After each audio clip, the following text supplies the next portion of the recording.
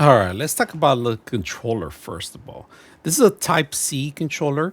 It pretty much fits every single device that's out there, even on the iPad if you have one that was the Type C. Now, they do have different converters for every single phone, especially for if you have a Droid. Now, if you have a Droid, you don't have to worry too much. It's just pretty much a set up and go. But the phone works really well with the system.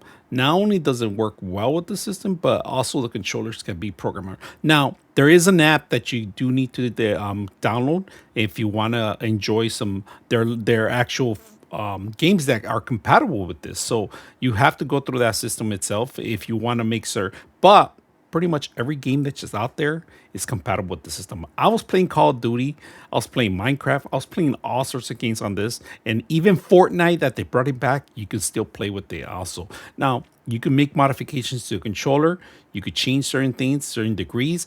If you don't like the rumble pack, you could turn that off too. So everything's included, including the converters. I hope you guys enjoy this.